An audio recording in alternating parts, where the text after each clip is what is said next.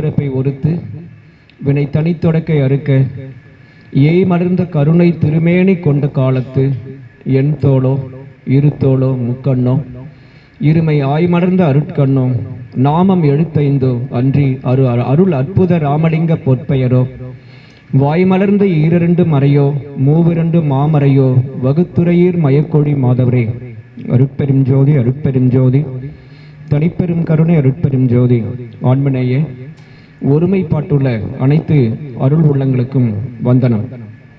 இன்று ஒருங்கிணைந்த சென்னை மாவட்டத்துடைய 23வது மாத கூட்டமும் இந்த சங்கத்தினுடைய 54வது கொண்டித்தோப்பு சன்மார்க்க சங்கத்தினுடைய 54வது மாத கூட்டமும் மிகச்சிறப்பான முறையிலே நமது ஒருங்கிணைந்த சென்னை மாவட்டத்தினுடைய தலைவர் அருளாளர் ஐயா சென்னரி ஐயாவுடைய தலைமையிலும் செயலாளர் வள்ளலார் வழி புனிதன் ஐயா அவர்களுடைய வரவேற்புரையிலும் இறைவணக்கம் பாடிய நமது பொருளாளர் ஐயா அவர்கள் உத்தமபுத்திரன் ஐயா அவர்களுக்கும் இந்த நாளில் நன்றி செலுத்துகின்றோம். ரொம்ப சிறப்பான ஒரு நிகழ்ச்சி இது. அது அழைக்கப்பட்டவர்கள் அநேகம் பேர்கள், தெரிந்து கொள்ளப்பட்டவர்கள் சிலர் தான். எவ்வளோ பேர் நம்ம இருக்கோம், இருந்தால் கூட யாருக்கு இங்கே வரணுமோ அந்த ஒரு பாக்கியம் தான் கிடைச்சிருது. குறிப்பாக இந்த ஒரு பெரிய புண்ணியம் என்னன்னு கேட்டிங்கன்னா, வள்ளலாருடைய மண்ணிலேயே நம்ம அங்கே வந்திருக்கோம். அதான் பெரிய புண்ணியம். அடுத்த தேர்வில் தான் வள்ளலார் வீடு. 33 ஆண்டுகள் நம்ம பக்கத்தில் வள்ளலார் இந்த வாழ்ந்த அந்த இல்லத்தின் பக்கத்திலே நம்ம வந்து பெருமானுடைய அவருடைய புகழை அதாவது எங்கள் அப்பா போயிட்டாருன்னு வச்சுங்களேன். இன்னைக்கு வந்து உலக தந்தையர் தினம், எல்லாருக்கும் வாழ்த்துக்கள் ஐயா. அதனால இந்த நம்முடைய தந்தையாக இருக்கின்ற வள்ளல் பெருமானை பற்றி தான் நம்ம பேச வந்திருக்கிறோம். அவரு எங்கள் அப்பா பற்றி ஒரு 23 வருஷம் ஆயிடுச்சு எங்கள் அப்பா இறந்துட்டு. இப்போ நான் வந்து அவருடைய புகழ் நான் பேசினா எங்கள் அப்பாவுடைய ஆவி எவ்வளோ சந்தோஷப்படணும் இல்லைங்களா? அதே மாதிரி இங்கே வள்ளலார் வந்து நம்ம 33 ஆண்டுகள் ஸ்தூல உடம்போட இந்த பக்கத்து தேர்வில் இருந்திருக்கேன். இதே இந்த கொண்டித்தொப்பில் வந்து என்னுடைய பெருமையை பேச வந்துக்கிறீங்களேன்னு சொல்லிட்டு வள்ளலார் உண்மையில ரொம்ப சந்தோஷப்படுவாரையா. அந்த வகையில் இந்த ஒரு நாளை நன்றி செலுத்துகின்றோம். ரொம்ப அருமையாக பேசின அருள் சகோதரி இல்லைங்களா அசேந்த் ரமிஜாம் அவர்களுக்கு இந்த நாளில் நன்றி செலுத்துகின்றோம். இந்த வள்ளலாருடைய சன்மார்க்க உலகத்தில் தமிழ்நாட்டில் பொறுத்த வரைக்கும் வள்ளலாருடைய கொள்கைகள் வந்து நானே சன்மார்க்கம் நடத்துகின்றேன்னு சொல்லிட்டு வள்ளலார் சொல்லியிருக்காருங்க. பல அருளாளர்கள் எல்லாம் வாழையடி வாழையா வந்து தன்னுடைய உடல் பொருள் ஆவி மூன்றையும் வந்து சன்மார்க்கத்துக்கு கொடுத்து வளர்த்தாங்க. அந்த வகையில் நம்ம மாவட்டத்திலேயே சென்னை மாநிலத்திலேயே அதிகமான ஒரு சன்மார்க்கம் எந்த ஊருன்னு கேட்டிங்கன்னா புதுக்கோட்டை மாவட்டம் தான். இந்த புதுக்கோட்டை மாவட்டத்தில் பார்த்தீங்கன்னா 163 ஊர்களில் இன்னைக்கு சங்கம் செயல்பட்டு கொண்டிருக்கிறதையா. அதுக்கு காரணமாக இருந்தவர் உயிருறவு சங்கரையா அவர்கள். அவருக்கு உறுதுணையாக இருந்தவர் அன்றைய நீதிபதி KR பஞ்சாட்சரம் அவர்கள். அவங்க 2 பேரும் படாத காலே இல்லை. அது மாதிரி அப்படி ஒரு பெரிய ஒரு சன்மார்க்கத்தை இன்னைக்கு வந்து ஒரு வாடிமணிப்பட்டின்னு ஒரு ஊர், அந்த ஊரில் வந்து ஆடு மாடுங்களுக்கு வளர்க்குறது கிடையாது. ஃபர்ஸ்ட் முதல்ல ஆடு மாடு வளர்த்துருந்தாங்க. ஏன்னா ஆடு மாடுகளுக்கு கூட ஓய்வு கொடுத்த ஒரு சனிக்கிழமைனா ஏறு ஓட்ட மாட்டாங்க. சின்ன கிராமம் அது வாடி. ஆடு மாடுகளுக்கு ஓய்வு முதல்ல கால்நடைக்கு ஓய்வு கொடுத்தாங்க. இப்போ ஆடு மாடுகளுக்கு கோழியோ ஏதோ எந்த இனமும் வளர்க்கறது இல்லை. அந்த வளர்க்கறது இல்லை. மாடுகளுக்கு இருந்தாங்க, மாடு ஏறு ஓட்டுறதுக்கு பயன்படுத்தினாங்க. அந்த மாடை கூட அதுக்கு கால்நடைகளுக்கு கூட ஏறு ஓட்டுறதுக்கு ஓய்வு கொடுத்த ஒரு ஊர் வாடிமணிப்பட்டி. அதுக்கு காரணமாக இருந்தவர் நமது உயிருறவு சங்கரையா அவர்கள். இன்னைக்கு வந்து அதே மாதிரி அதுக்கு அடுத்த 2வது ஒரு பெரிய மாவட்டம் பார்த்தீங்கன்னா அதிகமான சன்மார்க்கம் இருக்குது விழுப்புரம் மாவட்டங்கய்யா. அந்த விழுப்புரம் மாவட்டத்திலையும் குறிப்பாக சொல்லப்போனால் செஞ்சி வட்டம். செஞ்சி வட்டத்தில் மட்டும் 66 கிராமங்கள் வந்து செஞ்சி வட்ட சன்மார்க்க சங்கடனை வச்சுக்கிறாங்க. அதில் சகோதரி அவர்களுடைய ஊர் தேவதானம்பேட்டை. செஞ்சிலேருந்து ஒரு 20 கிலோமீட்டர் வச்சுங்களேன். அங்கே வந்து பார்த்தீங்கன்னா நீங்கள் செஞ்சிலேருந்து தேவதானம்பேட்டை சொன்னதுனால தேவதானம்பேட்டையில் மீட்டிங்கில் பேசியிருக்காங்க. தேவதானம்பேட்டையில் அந்த வட்டார சன்மார்க்க சங்கத்தை மூலிமா குறிப்பாக மதிப்பூர் முனைவர் ஐயா அடிக்கடி சொன்னாங்களே கார்த்திகேயன் ஐயா, முத்து கார்த்திகேயன் ஐயா அவங்களும் அதே மாதிரி பார்த்தீங்கன்னா அவர் கணக்கன் குப்பம்னு சொல்லிட்டு தேவதானம்பேட்டை பக்கத்து ஊர் தான் அந்த ஊர். கெங்கவரம் ரவிச்சந்திரன் ஒரு ஐயா இருக்காங்க. இந்த பக்கம் பார்த்தீங்கன்னா நடுப்பட்டு புருஷோத்தமன் ஐயா அவர்கள் இருக்காங்க. இன்னொருத்தர் இங்கே போன வாரத்துக்கு முன் வாரம் நடத்தினார் இங்கே பச்சையப்பன் அவர்கள். இங்கே அவரும் அந்த ஊர் பக்கத்து ஊரை சேர்ந்தவர் தான். இன்னொரு ரவிச்சந்திரன் ஒருத்தர் ஆலம்பொன்னில் இருக்காரு. இது மாதிரி பல அருளாளர்கள் எல்லாம் அங்கே சேர்ந்து ரொம்ப சிறப்பான முறையில் அங்கே வந்து சன்மார்க்கம் நடத்தி கொண்டிருக்கிறார்கள். அதோடைய விதைகள் தான் இன்னைக்கு வந்து அசன் ரமிஜா வந்திருக்காங்க. இப்படி இல்லைன்னா வச்சுங்களேன், நம்மை பொறுத்த வரைக்கும் இந்த சன்மார்க்கத்தில் 2 பேர் ரொம்ப உச்சம் தொட்டவர்கள். ஒருவர் நம்ம MA உசேன் ஐயா அவர்கள், உங்களுக்கு தெரியும், நம்ம ஊரே தான் அவர், தாம்பரம். அவருக்கு பழைய பெருங்களத்தூர் ஐயா. அவரு தெரியாதவங்களே யாரும் இருக்க மாட்டாங்க. குறிப்பா எங்க உலக மையத்துல நமக்கு ஐயா சொல்ல வேணாம், சிவபிரகாஷ் ஐயா வந்திருக்கார்கள், ராமச்சந்திரன் ஐயா, உமாபதி அவங்க கூடவே இருந்து ரொம்ப சிறப்பான முறையில் சென்னை மாவட்டத்தில் அத்தனை கூட்டங்களையும் கலந்து கொண்டவர் அவர்கள். அவர் வந்து ரொம்ப சிறப்பு. அதுக்கப்புறம் அந்த நிலைக்கு அப்புறம் பைரோஸ் அகமது, வாணியம்பாடியை சேர்ந்தவர் அவர்கள், பேராசிரியர் பைரோஸ் அகமது அவர்கள். அவர் ரொம்ப சிறப்பா அந்த சன்மார்க்கத்தை பேசிக் கொண்டிருக்கின்ற ஒரு அருளாளர். ஆமா இல்ல அதான் அவரு. அதுக்கு அடுத்து இப்ப வந்து தமீம் அன்சார்னு ஒருத்தர் இருக்காருங்கய்யா. அவர் வந்து ரெட் ஹில்ஸ்ல ஒருத்தர் இருக்காரு.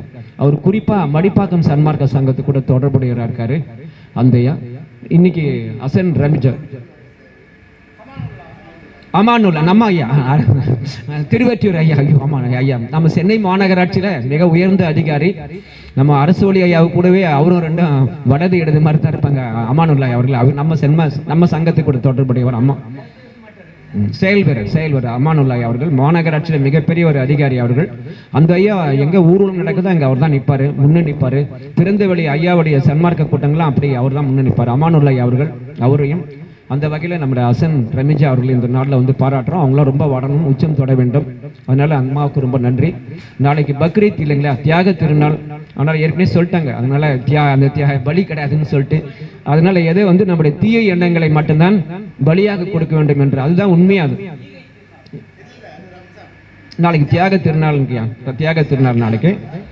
அது அந்த இப்ராஹிமுடைய மகன் அந்த இஸ்மாயில வந்து பலி கொடுத்தாங்க. அதுக்காக பலி கட்ட, அதாவது கிறிஸ்தவங்களை எதுவும் முதலே சொன்னார், கிறிஸ்தவங்களுக்கும் ரெண்டும் ஒரே கிளைகளை பிறந்தவங்க தான். அவங்க வந்து ஆபிரகாம் ஈசாக்குன்னு அவங்கள கிறிஸ்தவங்களையும், நமதுல வந்து இப்ராஹிம் இஸ்மாயில் சொல்லிட்டு அந்த நிகழ்ச்சி தான் ஐயா, தியாக திருநாள் தான் அது. அது சும்மா பாவித்து நம்ம ஊர்ல நம்ம இவரை பலி கட்டாங்களே சிவபெருமான், யாரோ ஒருத்தர் கேட்ட, யாரோ சார் அவர் பிள்ளைக்கறியை கேட்டாரு, அதே மாதிரி தான் அங்க அவங்கள கேட்டாரு, யாரும் சாப்பிடல, எந்த கடவுளும் சாப்பிடல. சோதிக்கிறதுக்காக சொல்லப்பட்ட ஒரு செய்திகள். பக்தன் வந்து சோர்ந்துறானா அந்த நம்ம கட்டளைக்கு கீழ்ப்படுறான்னு சொல்லிட்டு, அப்படிதான் அந்த வகையில வந்து இன்னைக்கு எனக்கு கொடுத்துக்கிற தலைப்பு அகவல். இந்த அகவல் படித்தால் தகவல் கிடைக்கும் இல்லைங்களா, நல்ல தகவல் சொல்லணும், அதுக்காக தான் பண்றோம். இப்ப நம்ம வள்ளலார் வந்து சென்னையில மட்டும் 33 ஆண்டுகள் வாழ்ந்திருக்காருங்க. இந்த 33 ஆண்டுகள்ல 4 திருமுறைகள் முழுமையா வந்து சென்னையில எழுதப்பட்டதான். முதல் திருமுறை, 2ஆம் திருமுறை, 3ஆம் திருமுறை, 5ஆம் திருமுறை, இந்த 5மே சென்னையில இருக்கிற காலம்தான். இப்ப வடலூர்ல போனதுக்கு அப்புறம் 4ஆம் திருமுறையும் 6ஆம் திருமுறையும் எழுதப்பட்ட காலம். இப்ப இந்த முதல்ல 4 திருமுறைகளை முழுக்க ஓலை சுவடிகள், ஓலை பேப்பர்ல, ஓலையில தான் சுருள்களாக எழுதப்பட்ட ஒரு தன்மை தான். இப்ப வள்ளலார் காலத்துல வந்து அங்க கருங்குழியில போனதுக்கு அப்புறம் பேப்பரு, மேட்டுக்குப்பத்திலும் பேப்பர் தான். ஆனா அப்ப இந்த ஒரே இரவுல 18/4/1872 ஆண்டு சித்திரை மாதம் 8ஆம் தேதி அன்னைக்கு வந்து வள்ளலார் வந்து அகவல் எழுதின ஒரு நாளா நம்ம ஆங்கிரஸ் ஆண்டு அந்த கண்டுபிடிச்சிருக்காங்க. பாலகிருஷ்ண பிள்ளை அவர்கள் தான் இந்த ஒரு தேதி நமக்கு கொடுத்துருக்காங்க ஐயா. அதுக்கு முன்னே அந்த பொதுவாக அகவல்னு சொல்லிட்டு நம்ம சொல்லியிருக்கோம் கண்டி. இதனுடைய சிறப்பு அப்படி என்னன்னு சொல்லிட்டு கேட்டீங்கன்னா, இது வந்து ஆசிரியப்பா, நிலைமண்டல் ஆசிரியப்பாவில் எழுதப்பட்ட ஒரு தகவல் இருந்து 1596 வரிகள் உள்ள ஒரு வரி. இப்போ வள்ளலார் அகவலுக்கு தொல்காப்பியத்தில் என்ன உரை விளக்கம் சொல்றாங்கன்னு கேட்டீங்கன்னா, சிற்றடி வந்து 3 அடி ஆகவும் பேரடி வந்து 1000 வரிகள் உள்ளதுதான் அகவல் அப்படின்ற ஒரு செய்தியை நம்ம வள்ளலாருக்கு முன்ன இதை சொல்லியிருக்காங்க. இது வள்ளலார் காலம் வரைக்கும் அப்படி யாரும் 1000 வரிகள் யாரும் எழுதலை. மொத்தம் 782 வரிகள் உள்ள மதுரை காஞ்சியை வந்து மாங்குடி மருதனார்ன்றவர் தான் முழுக்க அதுதான் அதிகபட்சமா எழுதின அந்த அகவல் வரிகள். அதை வந்து வள்ளல் பெருமான் அவர்கள் ஒரே இரவுல 1596 வரிகள் உள்ள அந்த அருட்பெருஞ்சோதி அகவலை நமக்கு பெருமான் கொடுத்துருக்காங்க. அதுல வந்து நமக்கு தெரிஞ்ச நிகழ்ச்சி நாள் பார்த்தீங்கன்னா, முதல்ல அருட்பெருஞ்சோதி ஒரு 4 அருட்பெருஞ்சோதி சொல்லி நமக்கு ஆரம்பிக்கிறாரு. அதே மாதிரி 4 அருட்பெருஞ்சோதி சொல்லி முடிக்கிறாருங்க. இப்போ என்னன்னு கேட்டீங்கன்னா, இந்த உடம்பு முதல்ல நான் பெரிய சொத்து, நம்ம ரமிஜா அம்மா பேசும்போது சொன்னாங்க, சொத்துன்னு எதை நினைக்கிறீங்க அப்படின்னு கேட்டாங்க. உண்மையிலே சொத்துனா உடம்பு தான் இல்லைங்களா. இந்த அது நோயற்ற வாழ்வு தான் குறைவற்ற செல்வம். ஒருத்தர் 100 கோடி ரூபாய் வச்சிருந்து அவன் நோயா படுத்துங்க தானே, அவனுக்கு அவ்வளோ செல்வம் டாக்டருக்கு உண்மையை கொடுத்துட வேண்டியதுதான். ஆனால் ஒருத்தன் ஏழைமையா பிளாட்ஃபார்ம்ல தெருவில் படுத்து கிடப்பான், நல்லா தூங்குவான், நல்லா சாப்பிடுவான், அவனுக்கு நோயில்னா அவனுக்கு எதுவுமே கிடையாது. அப்படி இந்த உடம்பை தான் காயமே இது பொய்யடா, காற்றடைத்த பையடா, மாயனார் குயவன் செய்த மண்ணு பாண்ட ஓடடா, இப்படிதான் வந்து நம்ம உடம்ப நினைச்சுட்டு இருந்தாங்க வள்ளலார் காலத்துக்கு முன்ன. ஒரு சிலர் மட்டும் இந்த ரகசியத்தை தெரிஞ்சுக்கின்னு அவங்க மட்டுமே அனுபவிச்சுட்டு மற்றவங்களுக்கு சொல்லாம போயிட்டாங்க. இத வெளியில வந்து எல்லாருக்கும் தெரிஞ்சுக்கணும், இது ஓடு இல்ல, இது பொண்ணுதான், இந்த உடம்பு வந்து அது ஒரு சித்தர் இன்னொரு அப்படி அந்த பொண்ணாக்கக்கூடிய ஒரு வித்தையை சொல்லி கொடுத்தவர் தான் நமக்கு வள்ளல் பெருமான். இதுதான் நமக்கு வந்து அகவல்ல வந்து முழுக்க முழுக்க இந்த சித்த வித்தை, அதாவது என்னன்னா வகர வித்தையை, இந்த பொண்ணுடம்ப தகரத்தை வகரமா மாக்கணும், வகர வித்தைய ஏம சித்திய தேக சித்தியா மாற்றக்கூடிய ஒரு கலையை தான் நமக்கு வள்ளலார் வந்து இந்த அகவல்ல சொல்லி வச்சிருக்காருங்கய்யா. இப்ப நமக்கு வந்து இதுக்கு முன்ன இந்த இவருக்கு மூலமா இருந்தவங்க யாருன்னா மூலர் தான், திருமூலர் தான். இதுக்கான அந்த உடம்பை முன்னம் இழுக்கண்டிருந்தோம், உடம்பினுள்ளே உருபொருள் கண்டன், உடம்பை வளர்க்கும் உபாயம் அறிந்து உடம்பை வளர்த்தேன் உயிர் வளர்த்தேனே, இது ஒரு திருமந்திரம். அதே மாதிரி என்ன பாத்தீங்கன்னா, உடம்பால் அழியின் உயிரால் அழிவர், திடம்பட மெய்ஞானம் சேர மாட்டார், உடம்பை வளர்க்கும் உபாயம் அறிந்து உடம்பை வளர்த்தேன் உயிர் வளர்த்தேன்னு அந்த 2 மந்திரம் ஒரே மாதிரி தான் வரும். இதை நமக்கு பல சூத்திரங்களையும் மந்திரங்களையும் நமக்கு வந்து தோத்திர நூலாக சொல்லப்பட்ட திருமந்திரத்திலிருந்து நமக்கு சொல்லிட்டு போனாங்க. ஆனா அவர் எந்த அளவுக்கு அடைஞ்சார்ன்றத நமக்கு ஒவ்வொரு ஆண்டு ஒவ்வொரு மந்திரங்களை சொல்லி கடைசியில வந்து அவரு வெளிப்படையா நமக்கு ஐயா அவர்கள் நமக்கு வந்து அடைஞ்சாரா அடையலையா இன்னைக்கு வரைக்கும் நமக்கு வந்து சொல்ல முடியாத ஒரு நிலையில தான் இருக்கு. அவருடைய இதுவே பசுவுடைய உள்ள போயிட்டாரு, 3000 ஆண்டுகள் இருந்தாரு அப்படின்ற ஒரு சரி. ஆனா வெளிப்படையாக 151 ஆண்டுகளுக்கு முன்பாக மேட்டுக்குப்பத்துல 30/1/1874 இந்த உடம்போட எடுத்துக்க முடியும், இந்த உடம்பு மண்ணுக்கோ தீக்கோ விழாம இரையாகாம இந்த உடம்போட எடுத்துக்கொள்ளப்பட முடியுன்ற ஒரு செய்தியை வந்து நமக்கு வள்ளல் பெருமான் அவர்கள் தான் சொன்னார். இந்த தேகம் வந்து பாத்தீங்கன்னா சுருக்கமா எல்லாருக்கும் வகவல் தெரிஞ்சதுதான், சுருக்கமா சொல்லினதுக்காக சொல்றேன். இது 3 வகையான உடம்புங்க. இந்த தேகம் வந்து 3, ஒன்னு வந்து கட்டை ஒண்ணு, இன்னொன்னு வந்து பஞ்சு, மூணாவது வந்து கற்பூரம். இந்த கட்டையை வந்து நம்ம எரிச்சோம்னா கொஞ்சம் கறி தான் மிஞ்சம், மிச்சதை வந்து கலந்துரும். இது வந்து கட்டை தேகம். அதே மாதிரி தான் நம்ம உடம்பிய போயிட்டு நம்ம பார்த்தா பசுமரம் இல்ல, படுத்து விட்டா நெடுமரம் இல்ல, சேர்த்தா கறிக்கு ஆகுமா, ஒரு திரைப்பட பாடல் தான். ஆனா அவ்வளவு பெரிய தத்துவங்கள் உள்ள நமக்கு கண்ணதாசன் அவர்கள் நமக்கு சொல்லி வச்சிருக்காங்க. கட்டை தேகம். இன்னொரு வந்து பஞ்சு தேகம். இந்த பஞ்சு தேகம் பாத்தீங்கன்னா எரிச்சோம்னா கொஞ்சம் தான் மிஞ்சும், லேசா கொஞ்சம் மட்டும் தான் இருக்கும் பஞ்சு இல்லைங்களா, அது மாதிரி ஒரு தேகம் இது. மூன்றாவது ஒரு தேகம் பாத்தீங்கன்னா கற்பூர தேகம். இந்த கற்பூர தேகம் பாத்தீங்கன்னா கற்பூரத்தை வந்து ஒரு செகண்ட் இப்படி தீக்கிட்ட 8 மணி நேரம் தானா பத்திக்கும், இல்ல தீயே வைக்க வேணாம், காத்திலே கரைஞ்சு போயிடும். அதே மாதிரி ஒரு தேகம். வெறும் கற்பூரத்தை வச்சு காத்துல வச்சா காத்து அடிச்சப்படும், அது மாதிரி ஒரு தேகம். இந்த தேகத்தை தான் நமக்கு வந்து மகர வித்தை வந்து மகர வித்தையை தகரமாக இருக்கிற தேகத்தை பொன் தேகமா மாக்க வேண்டிய ஒரு செய்தியை நமக்கு சாமி சொல்லியிருக்காங்க. இப்ப இந்த ப்ராசஸ் வந்து நேரா பண்ண முடியுமா அப்படின்னு சொன்னா நமக்கு பண்ண முடியாது. இப்ப அதுக்குதான் சித்தர்கள் வந்து முதல்ல என்ன பண்ணாங்கன்னா, முதல்ல இரும்ப என்ன பண்ணான்னு கேட்டீங்கன்னா செம்பாக்குறாங்க. மூலிகைகள் மூலியமாக பயன்படுத்தி இரும்பை வந்து செம்பாக்குறாங்க, செம்பை வந்து வெள்ளியாக்குறாங்க, வெள்ளியை வந்து தங்கமாக்குறாங்க. அப்ப அவங்க கண்டுபிடிச்சாங்க இந்த ஆக்கலாம் இரும்பு வந்து தங்கமாகும் அப்படின்ற ஒரு உண்மையை அவங்க தெரிஞ்ச உடனே இரும்பியே ஆகு சமயத்துல இந்த உடம்பையும் ஆகாது என்ற அடுத்த முயற்சிக்கு அவங்க வராங்க. அப்ப அடுத்த ஸ்டெப் போ சொல்ல அப்ப அதுக்கு என்ன ஒரு உபாயங்கள் அப்படின்னு சொல்லிட்டு நமக்கு வந்து பாக்குறாங்க. அப்ப அதுக்கு தான் நம்ம வள்ளலார் வந்து 4 விதமான புருஷார்த்தங்களை நமக்கு சொல்றார். ஏம சித்தி, சாகா கல்வி, கடவுள் நிலையிலிருந்து தத்துவ நிக்கிரகம் செய்தல், கடவுள் நிலையிலிருந்து அம்மையமாதன்ற ஒரு 4 ஸ்டெப்பை நமக்கு சாமி சொல்றாரு. இப்ப இது வந்து எப்படின்னு கேட்டீங்கன்னா, ஒரு இரும்ப செம்பாக்கக்கூடிய முதல் தன்மை, இதுதான் அந்த ஃபர்ஸ்ட் ஸ்டேஜ். அதுக்கு அடுத்த ஸ்டேஜ் என்ன பண்றான்னு கேட்டீங்கன்னா, இது தெரிஞ்சுக்கணும். இதுக்கு அடுத்து வெள்ளியாக்கணும். வெள்ளியாக்குறதுக்கு என்ன பண்ணோம் அப்படின்னு சொல்லிட்டு அடுத்த வந்து ஒழுக்கங்களை சொல்றாரு. இந்திரிய ஒழுக்கம், கர்ண ஒழுக்கம், ஜீவ ஒழுக்கம், ஆன்ம ஒழுக்கன்ற 4 ஒழுக்கங்களை நேரடி இந்த புருஷார்த்தங்கள் மட்டும் பண்ண உடம்பு வெள்ளி காப்பர் நிலை தான் இருக்கும், கோல்ட் ஆகாது. அப்ப அதுக்கு அடுத்து சில்வர் ஸ்டேஜுக்கு வரணும்னா இந்த 4 ஒழுக்கங்களை கடைபிடிச்சா மட்டும்தான் வரணும். ஒழுக்கம் இல்லாம பண்ண எதுவும் நடக்காது. அதனால அந்த நிலைக்கு போறாரு. இதுக்கப்புறம் தங்க நிலைக்கு வரணும். தங்க நிலைக்கு வர சமயத்துல அவர் எப்படி வந்து வெள்ளியை தங்கமாக்கி மூலகங்கள் அந்த இலைகளை வச்சு பண்றாங்களா, நமக்கு அடுத்த சாதனங்கள் சொல்றாரு. சரியை, கிரியை, யோகம், இந்த ஞானம், இது எல்லாமே அகவலில் இருக்கிறது தான். நான் எதையும் தனியாக அதை சொல்ல, அகவலை நான் மொத்தமாக சுருக்கமாக அவருடைய சொல்லின்னு வரேன். அவள் தான் இது எல்லா கருத்துக்களும் வந்து நம்ம அகவலை இருக்குதான். சரியே, கிரியை, யோக, ஞானம், இந்த 4 நிலையில நம்ம போனோம். இப்போ நமக்கு வந்து என்ன சொல்லுவாங்களா, அறுக்கிற நாளில் விதைக்கிற நாளில் போயிட்டு விதைக்காம விட்டுட்டு அறுக்கிற நாளில் அருவா எடுத்துன்னு போனால் அங்கே என்ன இருக்கும்? ஒன்றுமே இருக்கும். நம்ம வாழ்நாளில் இவ்வளோ நாட்கள் முழுமையாக நம்ம சுற்றி திரிஞ்சிட்டோம். என்ன எப்படி நம்ம நந்தவனத்தில் ஒரு ஆண்டி 4 மாதமாய் குயவனை வேண்டி கொண்டு வந்தான் ஒரு தோண்டி கூத்தாடி கூத்தாடி போட்டு உடைத்தாண்டின்னு சொல்லிட்டு இந்த தேகத்தை வீணா போட்டு உடைச்சி நமக்கு போயிடுச்சு. இப்ப அதுல இருந்து அதை விழித்து கொண்டாரெல்லாம் ஒரு பாடல் பிழைத்து கொண்டார். இப்ப விழிப்பு வந்துச்சுன்னா தான் வள்ளலார் சொல்ற பசித்திரு தனித்திரு விழிப்பு. இந்த விழிப்பு நிலை யாருக்கு இருக்குதோ அவங்க மட்டும் இதில் பிழைச்சிக்கலாம் சார். அப்ப அதுக்கு என்ன பண்ணணும்ன்றத நமக்கு சாமி நமக்கு சொல்லி வச்சிருக்காங்க. இது வந்து நமக்கு வந்து தத்துவங்கள் இருக்குது. அது தத்துவங்கள் ஆன்ம தத்துவம் 25, வித்யா தத்துவம் 7, சிவ தத்துவம் 5. இந்த மொத்தம் வந்து பாத்தீங்கன்னா 36 தத்துவங்கள்.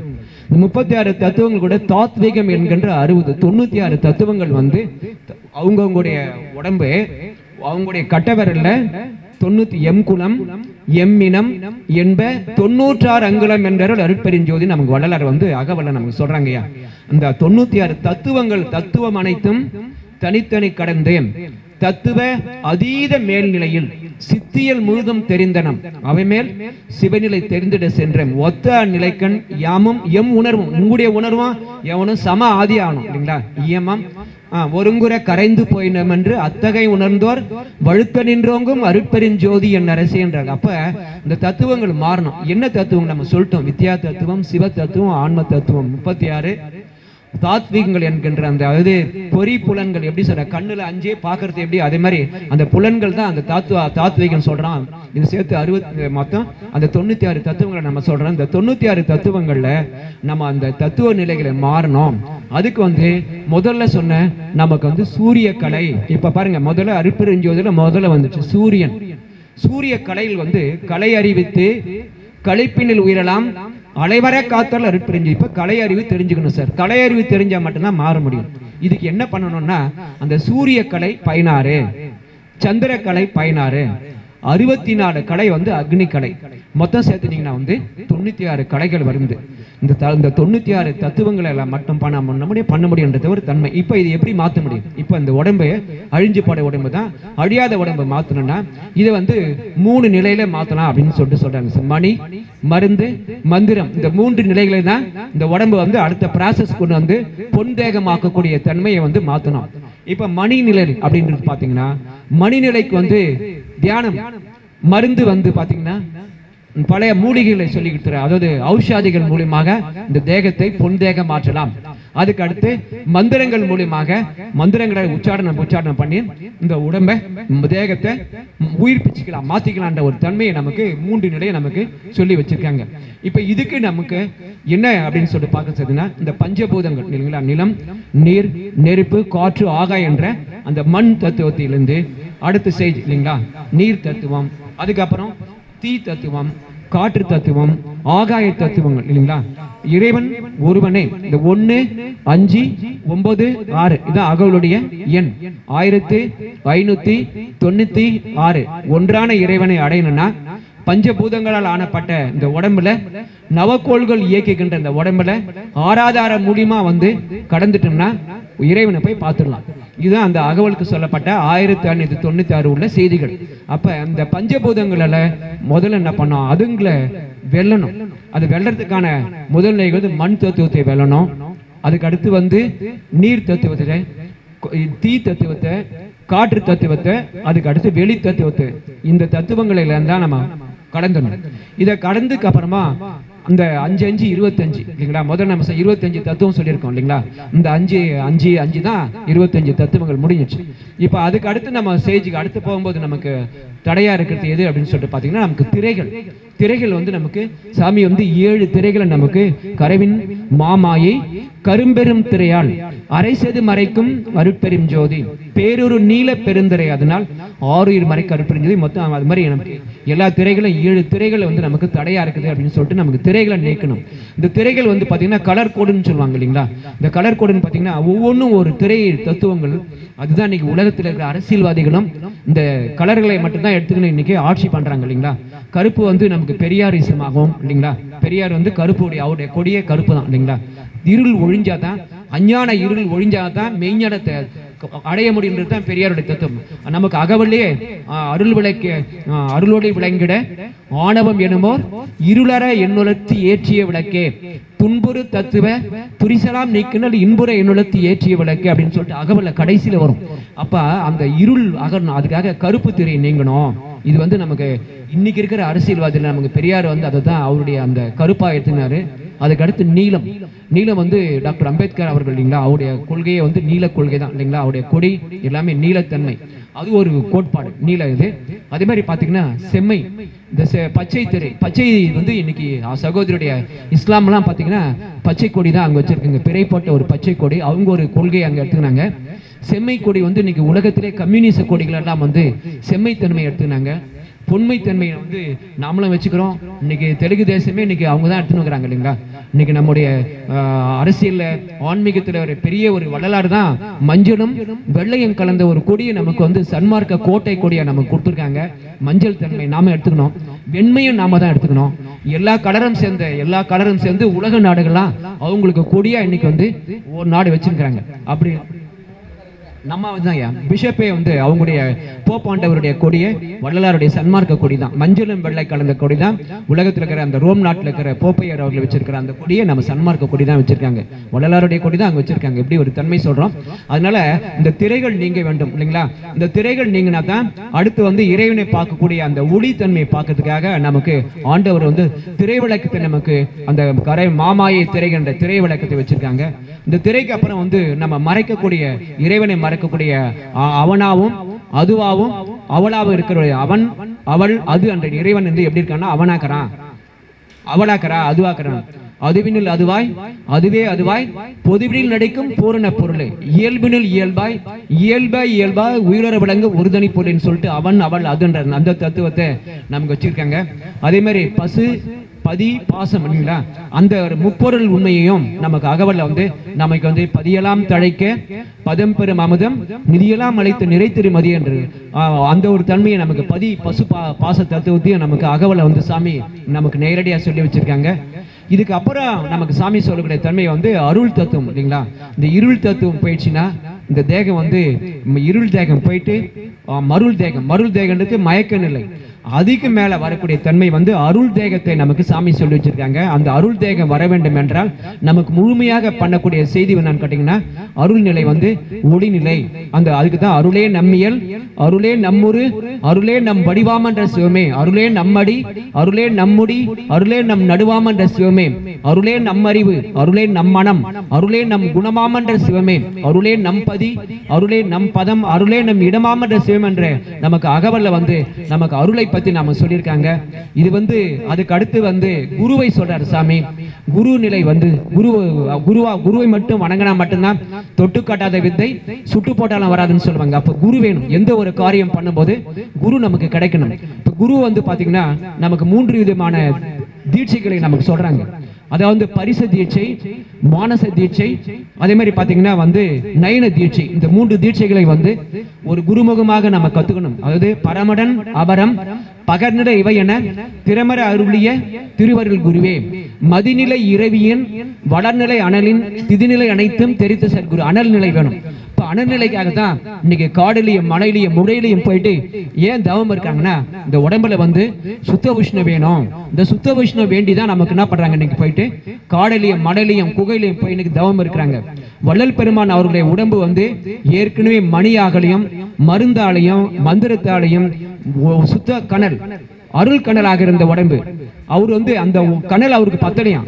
அவர் என்ன பண்ணாரா, நம்ம 1950வது வருஷம் நம்முடைய கிருபானந்த வாரியர்களை வந்து சத்திய ஞான சபை திருப்பணிக்காக போயிருந்தாராம். அப்போ போசனத்தில் ஆடூர் சபாபதி சிவாச்சாரியர் அவங்களுடைய வழி வந்த பாலசுப்ரமணிய அவர் குருக்களுடைய மகள் இருந்தாங்கன்னா அவங்களோட கேட்டாரா, நீங்க வந்து வள்ளலாரை பார்த்தீங்களான்னு சொல்லிட்டு அவங்க அம்மாவை. அந்த அம்மா சொன்னாங்களா, எனக்கு 6 வயசு இருக்கும், அப்ப சன்னிதானம் வந்து இங்க வருவாங்க, நான் வந்து ஒரு நாள் வள்ளலார் வந்து என்ன குட்டி பொண்ணேன்னு சொல்லுவாரு. எனக்கு 6 வயசுல நான் என்ன பண்ணேன், வள்ளலாருடைய மடி மேல ஏறி உக்காந்துக்கினேன். வள்ளலார் வந்து முக்காடு போட்டிருந்தாரு, அந்த முக்காடை நான் வந்து நீக்கணும்னா அப்படியே கண்ணே கூசிச்சு, அவ்வளோ பெரிய ஒளி அவருடைய தலையிலிருந்து அப்படியே உதிச்சுது அப்படின்னு சொல்லிட்டு ஒரு செய்தியை அந்த 6 வயது குழந்தை கிருபானந்த வாரியர் சொல்லியிருந்தீங்க. அப்ப அந்த ஒளி கூட பத்தாம அவர் என்ன பண்ணுவாராம், பிரம்ம தண்டிகா யோகம் பண்ணுவாராம். இதை வந்து எங்க பண்ணிருக்காருன்னு கேட்டீங்கன்னா, மேட்டுக்குப்பத்துல போயிட்டு வள்ளலார் வந்து 2 பக்கமும் வலதுக்கு பக்கத்துல ஒரு நெருப்பு சட்டி, இரும்பு சட்டியில கல்கரி இல்லைங்களா ஒரு வச்சுட்டு, அதே மாதிரி இடது கை பக்கத்துலயும் ஒரு கல்கரி வச்சு அனல் மூட்டி அதுக்கு நடுவுல உக்காந்துக்கின்னு தம் உடம்பு வந்து ஏற்கனவே இருக்கிற வெப்பம் பார்த்தாம இன்னும் புற வெப்பத்திலையும் உடம்ப சூடேத்தி அது நடுவில் உட்காந்து இந்த பிரம்ம தண்டிகா யோகம் பண்ணியிருந்தாராம். அப்ப வள்ளலாரை பார்க்கறதுக்காக யார் வந்தாங்களா, ஒரு ஆடூர் சபாபதி சிவாச்சாரியர் வந்தாராம். அந்த ஆடூர் சபாபதி சிவாச்சாரியர் வந்த உடனே அந்த ஒரு அடுப்பு கறி அந்த நெருப்பு சட்டி வந்து அவருடைய கால் பட்டு ஒண்ணு வந்து அவர் கால் மேல நெருப்பு கொட்டிடுச்சான், இன்னொன்னு வந்து வள்ளலார் மேல கொட்டிடுச்சான்.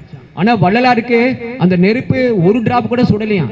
ஆனா இவர் மேல என்ன ஆச்சான், ஃபுல்லா நம்முடைய ஆடூர் சபாபதி சிவாச்சாரியர் காலே வந்து அப்படியே நெருப்பு சுட்டுக்கிச்சுன்ற ஒரு சம்பவத்தை பதிவு பண்ணியிருக்காங்க.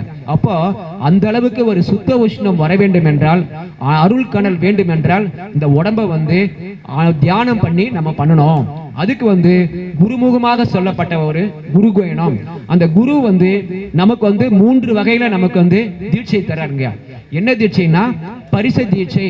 நம்பர் 1 பரிச தீட்சை, நம்பர் 2 வந்து பாத்தீங்கன்னா மானச தீட்சை, 3வது பாத்தீங்கன்னா நயன தீட்சை.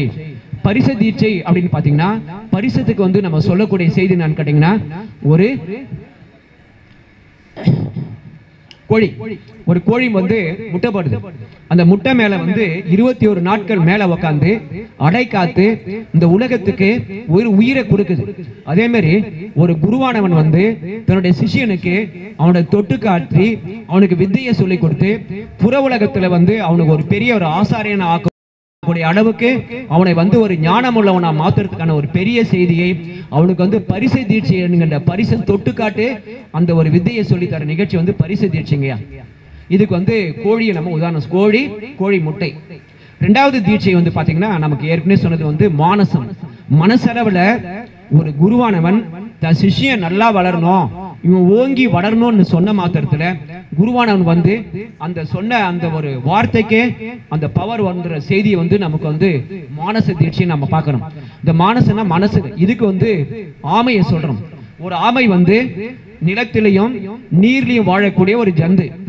நிலத்தில வந்து மண்ணை தோண்டி முட்டையை போட்டு அது போய் மறுபடியும் நீருக்கு போயிடும். அது என்னைக்கு நினைக்குதோ, அந்த ஆமை என்னைக்கு நினைக்குதோ அன்னைக்கு பாத்தீங்கன்னா இங்க ஆமை வந்து குஞ்சு பொறிச்சிட்டு இருக்குங்கய்யா. அவ்வளவு பெரிய ஒரு ஆற்றல் சாதாரண 5 அறிவு படித்த ஒரு ஜந்துக்கே ஒரு ஆமைக்கே இருக்குதுன்னா இப்ப மனுஷனுக்கு எவ்வளவு பெரிய ஆற்றல் இருக்கணும் இல்லைங்களா? அப்ப குருவானவர் இப்படி ஒரு தீட்சை வந்து மானச தீட்சை அப்படின்னு பேருங்கய்யா. அதுக்கு அடுத்த தீட்சை வந்து நயன தீட்சைன்னு பேருங்கய்யா. இந்த நயன தீட்சை வந்து மீன் சொல்றாங்கய்யா. ஒரு மீன் வந்து முட்டை போட்டு தன்னுடைய கண்ணால பார்த்த மாத்திரத்துல மீன் குஞ்சு பொறிச்சிடும். அதே மாதிரி ஒரு குருவானவர் தன்னுடைய சிஷியனுக்கு தீட்சையை கொடுத்து அவன் கண்ணில் பாத்திர மாத்திரத்துல அவனுக்கு எல்லாம் விளங்கும். அப்பேர் போட்ட ஒரு தீட்சையை வந்து நயன தீட்சைன்னு சொல்றாங்க. அதுக்குதான் மதுரை மீனாட்சிக்கு பேரு அங்கையர் கண்ணின்னு பேரு. அங்கையர் கண்ணி வந்து தன்னுடைய மதுரை அரசாலும் மீனாட்சி இல்லைங்களா, அந்த உலகத்தை எப்படி ஆடுறாங்களா, தன்னுடைய அருள் பார்வையிலேயே தன்னுடைய கண்ணாலேயே அங்கையர் கண்ணியா இருந்து அருளாட்சி பண்றாங்கன்றதுக்காகத்தான் அங்கையர் கண்ணி. நமக்கு இந்த வார்த்தை வருது அருட்பால, அங்கையர் கனி போன்று அமர்ந்து அருள் புரிந்த அருட்பெருஞ்சோதி என் அரசே, அங்கையர் கனி போன்று அமர்ந்த அருள் புரிந்த அருட்பெருஞ்சோதி என் அரசே. இந்த 3 வகையான தியானங்களை, இந்த தியான முறைகளை ஒரு குருவானவர் தொட்டு காமிக்கிறார். இது வந்து நமக்கு வந்து தியானத்தை நம்ம சொல்றாங்க. இந்த இதுக்கு வந்து குண்டலினி யோகம் என்கின்ற ஒரு யோக கடையை நமக்கு சொல்லி கொடுத்துருக்காங்க.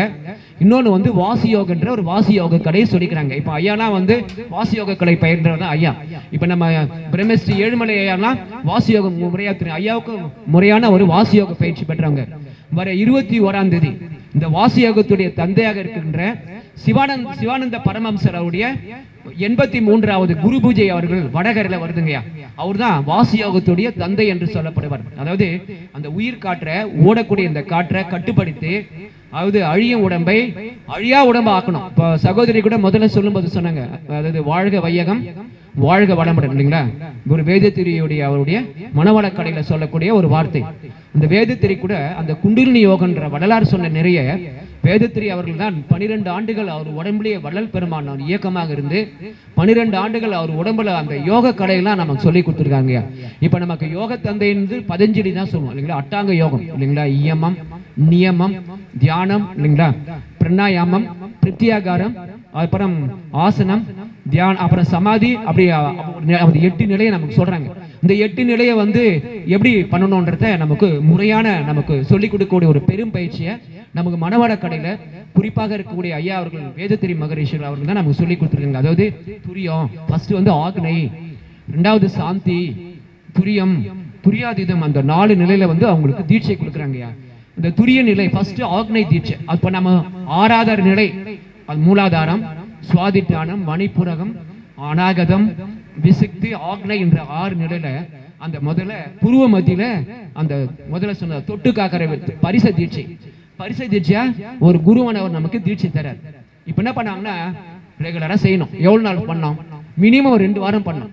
15 நாள் பண்ண பண்ண பண்ண பண்ண தன்னை வேதித்த என் தனி என்பை ஒரு வேதியியல் மாற்றம் வரும். கெமிக்கல் சேஞ்சஸ் மட்டும் தானே பொன்தேகம் அடைய முடியும். சும்மா எடுத்தவனை இப்ப நம்ம சொல்லியிருக்க 4 படி இரும்பு நிலை, செம்பு நிலை, வெள்ளி நிலை, தங்க நிலை 4 நிலைக்கு வரணும். அதே மாதிரி 4 படி கொண்டாடணும். இப்ப நான் தான் முதல்ல சொன்ன ஆக்னை, சாந்தி, துரியம், துரியாதீதம் 4 நிலை. இங்க 10-15 நாள் பொறுத்து இவரு தலை அப்படியே கனத்தணும். ஒழுங்கா பண்ணலாம், ஒழுங்கா பண்ணலாம் எதுவும் நடக்காது. மாற்றம் தலை கனத்து தலை வெடிச்சு போற அளவுக்கு அவருக்கு வந்து ஆற்றல் வரையும். அப்ப என்ன பண்ணணும்? அவருக்கு அப்படியே முகம்லாம் சோப்பு நுரை வந்தா எப்படி இருக்கும் அது மாதிரி ஒரு ஃபீலிங் வந்துடும். அப்ப அவர் ஒழுங்கா பண்றாரு, தியானத்துல உச்ச நிலைக்கு போயிட்டாருன்னு சொல்லிட்டு தெரியும். இப்ப அதே நிலையில விட்டுட்டா அவருக்கு எதுனா ஆயிடும். அப்படின்னா பண்ணா இது வந்து ஏறும்படின்னு சொல்லுவாங்க தியானத்துல. இப்ப அவர் இறங்கும்படி கொண்டாடணும். அந்த படிநிலை இந்த நமக்கு வந்து இந்த அகவலை வர செய்தி தான் எல்லாமே அகவல் தான். அது நான் இந்த அகவல் நான் சொல்றேன். அப்புறம் அதுக்கு அடுத்து இறங்கும்படிக்கு வரணும். இந்த இறங்கும்படிக்கு தன்மை என்னன்னு கேட்டீங்கன்னா சாந்தி யோகம். இந்த சாந்தி யோகத்தை ஆக்னை வந்து புருவ மத்தியில நமக்கு கொடுத்துறாங்க. சாந்தி எங்க கொடுப்பாங்கன்னா மூலாதாரத்துல கொடுப்பாங்க. இப்ப இங்க வந்து சுட்டுக்காக கரெக்டா தெரியும். சாந்தியில எங்கன்னு கண்டுபிடிக்க முடியாது. ஏன்னா அந்த மூலாதாரம் எங்க இருக்குதுன்னா ஒரு ஊரங்கல டிஸ், அதாவது கருவாய்க்கு எருவாய்க்கு மத்தியில ஊரங்கல டிஸ்டன்ஸ்ல அந்த மூலாதாரம் சொல்லிட்டு பொதுவான ஒரு இடம் சொல்லிட்டாங்க. அப்ப என்ன பண்ணுவாங்கன்னா இப்ப அவங்களுக்கு அந்த சென்டர் பாயிண்ட் தெரியுது எங்கன்னு சொல்லிட்டு அந்த இப்ப என்ன பண்றாங்கன்னு கேட்டீங்கன்னா பழைய முறையில என்ன பண்ணுவாங்கன்னா சவுக்கு காய் பாத்தீங்களா, சவுக்கு காய் பாத்தீங்களா, சவுக்கு காய் எப்படி இருக்கும்? முள்ளு முள்ளா இருக்கும். அப்படியே அந்த சவுக்கு காயை எடுத்து ஒரு துணியில வச்சு அந்த மூலாதாரத்துல அந்த சாந்தி யோகத்துல கட்டிடுவாங்க. அப்ப இது வந்து அக்குபஞ்சர் பாயிண்ட். அது ஏன்னா அப்படியே உறுத்தினே இருக்கும். அந்த பாயிண்ட் உறுத்த அவருடைய உணர்வுகளை எங்க கவனிப்பார்னா சாந்தி யோகத்திலே கவனிப்பாரு. இப்ப மேலே ஏறின அந்த இடம் கீழே இறங்கிடும். அவருக்கு கீழே இறங்கினோன்னா இறங்கும்படி கண்டுபிடிச்சாரா, ஏறும்படி இறங்கும்படி 2 படி முடிச்சோன்னா அடுத்த ஸ்டேஜ் இவரே போயிடுவார். இப்போ எப்படின்னா சைக்கிள் ஓட்டுற மாதிரி தான். சைக்கிள் வந்து முதல்ல ஓட்டு கீழே விழுந்து காலை வளைச்சு கையை வளைச்சு ஏறிப்பட்டார். அப்புறம் கொஞ்ச நேரம் பார்த்து கையை விட்டு போற மாதிரி. அதுக்கு அடுத்து துரிய நிலை, துரிய அது வந்து அதை விட மேல் நிலைக்கு போற அது துவாத சாந்த பதம்னு சொல்றாங்க. அந்த நிலைக்கு அவர் போயிட்டார். இப்போ அது சகசர தளம் என்கின்ற சிற்சபை பொற்சபை அனுபவங்கள் தான் அந்த நிலை. அப்ப அந்த நிலைக்கு ஒரு வந்த உடனே உடம்புல வந்து மிகப்பெரிய ஒரு மாற்றம் வரும். சுத்த உஷ்ணம் கிடைக்கும். அந்த உஷ்ணத்தின் மூலமாக ஒரு மாற்றம் வரும் இந்த உடம்புல. அப்ப என்னன்னு கேட்டீங்கன்னா ஒரு வெறும் மண் பானையை வச்சா என்ன பண்ணுவாங்க, சீக்கிரம் உடைஞ்சிடும். அதுக்கு என்ன பண்ணுவாங்க, உங்க கிராமத்துல நல்லா முள்ளுலாம் வெட்டி அந்த கொண்டு வந்து போட்டு பானையை நல்லா பெயிண்ட்லாம் அடிச்சு நல்லா தட்டி சொட்டையெல்லாம் பார்த்துட்டு போய் சூளை போட்டு எரிச்சிருவாங்க. சூளை போட்டு எரிச்ச உடனே என்ன ஆகும், உடையே இல்லைங்களா, மணி அடிக்கலாம் அதுல இல்லைங்களா. நீ சாதாரணமா தட்டினா அப்படியே சத்தம் கேட்டது. இதுக்கு இன்னைக்கு வந்து கடம் வாசிக்கிறாங்க. கடம் எங்கிருந்து வாசிக்கிறாங்க, மியூசிக் கடம் அது மாதிரி பொன் மாதிரி இந்த தேகம் ஆயிடுச்சு. அப்போ இந்த தேகத்தில் அந்த ப்ராசஸ் பண்ண அனல் சிகிச்சை ஹீட் ட்ரீட்மெண்ட் ப்ராசஸ் பண்ணி அந்த தேகத்தை வந்து என்ன பண்ணாங்க, பொன் தேகம் ஆகிட்டாங்க. இது ஒரு வகையான தியான முறை. இது வந்து குண்டலினி யோகம்னு சொல்லுவாங்க. இதையே காற்று பயன்படுத்தி பண்றதுன்னு கேட்டீங்கன்னா வாசி யோகம்ன்றாங்க. இந்த வாசி யோகம்னா வாசி யோக தீட்சை கொடுப்பாங்க. அதை கதி எடுக்குதுன்னு சொல்லுவாங்க. வாசி யோகத்துல கதி ஒண்ணு வந்து பம்பிள் பீன்னு சொல்லுவாங்க, தேனின்னு சொல்லுவாங்களே. தேனியுடைய சத்தம் எப்படி கேட்கும்? தேனியுடைய சத்தம் வந்து அதே மாதிரி வந்து கதி எடுக்கணும்னு சொல்லுவாங்க. இன்னொன்னு வந்து நாகப்பாம்பு சீரத்து எப்படி சீரிச்சுன்னா அது மாதிரி இந்த சுவாசத்தை கொண்டு வரடைய தன்மை தான் வாசி யோகத்துடைய தன்மை. இதை சொன்னவர் தான் சிவானந்த பரமஹம்சர் வடகரையுடைய. அவர் தான் வர ஞாயிற்றுக்கிழமைக்கு 84வது குரு பூஜை வடகரையில் நடக்கிறது. இதை நமக்கு சித்த வித்தியார்த்திகள்லாம் சொல்லி கொடுப்பாங்க. நம்ம அரசோலி ஐயானா அந்த வகையை சேர்ந்தவர் தான். அதே மாதிரி குறிப்பா நம்ம ஐயா ஏழுமலை ஐயா அவர்கள், அந்த ஐயா அவர்கள் அவங்க திருவெற்றியூர் சாத்துமா நகரை சேர்ந்த அவங்களும் சித்த வித்தியார்த்தி தான், அவங்களாம் பண்றாங்க. இதுல நம்ம சரியா பண்றோமா? இந்த ஆறாதார நிலைய காற்று மூலமா ஊதி ஊதி பெருசாக்கணும் இல்லைங்களா ஐயா? ஊதி ஊதி பெருசாக்குது. சிறு நெருப்பை பெரிய நெருப்பாக்கக்கூடிய தன்மை தான் சித்த வித்தியார்த்தியுடைய தன்மை. நம்ம எப்படி அந்த மூலாதாரத்தில் அந்த உயிர் சக்தியை நாத சக்தியை பயன்படுத்தி இந்த எப்படி நம்ம சூளை போட்டு பொன்தேகம் ஆக்கணுமோ அதே மாதிரி காற்றை அந்த சுவாசத்தை ரேசகம் பூரகம் கும்பகம் இது பேருங்க. ரேசகம் அப்படின்னு கேட்டீங்கன்னா 32 கலை. நம்ம ஏற்கனவே கலை தத்துவம் சொல்லியிருக்கோம். 16 கலை சூரிய கலை, 16 கலை சந்திர கலை, 64 கலை அக்னி கலை. அக்னிக்கு மட்டும் ஏன் கலை? இதுதான் பெருமாள் நமக்கு வந்து பின்னாடி சொல்ல போறாரு. எப்படின்னு கேட்டீங்கன்னா 64 அந்த 64 கலை எங்கன்னா வயிற்றுள்ளதான் இருக்குது. இடுப்புக்கு கீழே எரிய வேண்டிய அடுப்புக்கு கீழே எரிய வேண்டிய நெருப்பு இடுப்புக்கு மேல எரிஞ்சுக்குது ஒருத்தனுக்கு. ஐயா கவனிக்கிறீங்களா? இடுப்பு அதாவது அடுப்புக்கு கீழே எரிய வேண்டிய நெருப்பு இடுப்புக்கு மேல ஏறுது. வயிற்றுக்குள்ள பசி நெருப்பையா, அந்த பசி நெருப்பை அணைக்க வந்தவர்தான் வள்ளலார். ஆகாரம் என்கின்ற உணவை கொடுத்து அந்த தீயை அணைக்க வந்ததுதான். அதுக்குதான் 64 கலை. இது வந்து இந்த வலது நாசி வழியா வந்துச்சுன்னா சூரிய கலை சந்த. இப்ப என்ன பண்ணணும் கேட்டீங்கன்னா அந்த வாசியில இந்த 16 பசு இடது நாசி வழியா காற்றை இழுக்கணும். இந்த இடது நாசி வழியா காற்றை இழுத்து 32 செகண்ட் வச்சுக்கணும். 32 செகண்டுல இடது நாசி வழியா காற்று இழுக்கணும். அதுக்கு அடுத்து 64 செகண்டு உங்க கும்பகம் பண்ணணும். கும்பகம் பண்ணுதுன்னா அப்படியே மூச்சை வெளியே விடக்கூடாதுங்க. அதுக்கு அடுத்த 32 சுவாசம் என்ன பண்ணணும் கேட்ட மாத்திரைன்னு சொல்லுவாங்க. அதாவது ஒரு மாத்திரை வந்து 4 செகண்ட் வந்து ஒரு மாத்திரைன்னு பேருங்க. அப்ப நமக்கு நம்ம வினாடியிலே சொல்லிக்கலாம் 32 வினாடி. 32 வினாடிக்கு வந்து சுவாசத்தை வந்து வலது இடது நாசி வழி இழுத்து 64 வினாடிகள் வரைக்கும் புருவ மத்தியிலேயே அப்படியே நமக்கு கும்பகம் பண்ணி ரேசகம் என்கின்ற இந்த வலது நாசி வழியா நம்ம அதை விடணும். இது வந்து ஒரு முறை. மறுபடியும் என்ன பண்ணோம், வலது நாசி வழியா இழுத்து கும்பகம் பண்ணி இடது நாசிக்கு விடணும். இது வந்து ஏறுங்கலை இறங்கலை. இது என்ன சொல்வாங்கன்னா காட்டு பாடலங்கய்யா, ஏற்றி இறக்கி இருகாலம் கால்னா காற்றுன்னு சொல்லுவாங்க. ஏற்றி இறக்கி இருகாலம் பொறித்து காற்றை உதைக்கும் கணக்கரைவானுக்கு கூற்றுவன் ஒன்றும் பண்ண மாட்டான்றது ஒரு செய்தி நமக்கு வாசி யோகம் சொல்றாங்க.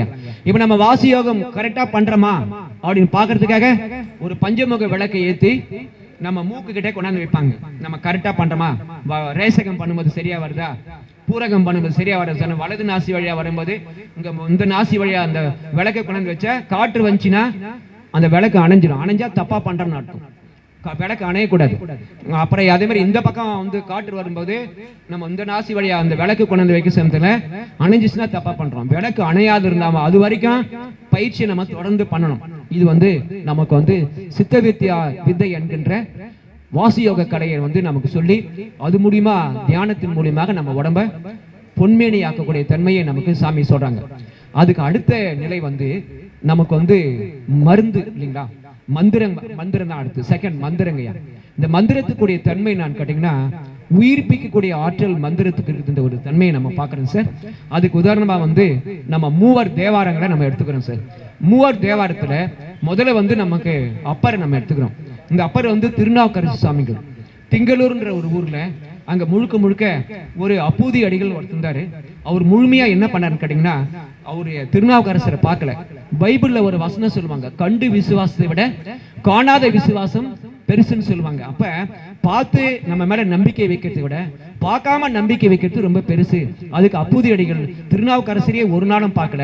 பார்க்காத ஒருத்தர் திருநாவுக்கரசுடைய ஒவ்வொரு செய்கைகளையும், அவர் பாடக்கூடிய தேவாரங்களையும் அவர் ஒரு குருவாக மானசீகமாக எப்படி ஏகலைவன் குருவாக எப்படி ஏற்றுக்கொண்டானோ அதே மாதிரி இவர் திருநாவுக்கரசர் குருவாக ஏற்றுக்கொண்டார். அப்போ அவரு திருநாவுக்கரசர் சொல்றாங்க, இந்த மாதிரி ஒருத்தர் சிஷ்யவன் இருக்கிறாயா, அவனை போய் பார்த்துட்டு வாயா ஒரு நாள் அப்படின்னு சொல்ல சமயத்துல அந்த அப்பூதி அடிகளை பார்க்கறதுக்கு குரு தேடின்னு வர்றார். குரு தேடின்னு போயிட்டு அங்க திங்களூருக்கு போக சமயத்துல அந்த விருந்தினர் குரு வந்துட்டாரே அப்படின்னு சொல்லிட்டு அவருக்கு உணவு படைக்கிறதுக்காக அங்க உணவு சாப்பிட சொல்றாங்க. தன்னுடைய மகனை போய் வாழை இலை அறுத்துன்னு வர சமயத்துல பாம்பு தீண்டி அந்த பையன் இறந்து போயிட்டான். இந்த நிகழ்ச்சி அவருக்கு மானசீகமா இவருக்கு தெரிஞ்சிச்சு. உன்னுடைய மகனை அனுப்பு, நான் சாப்பிட்றேன் அப்படின்னு சொல்றாரு.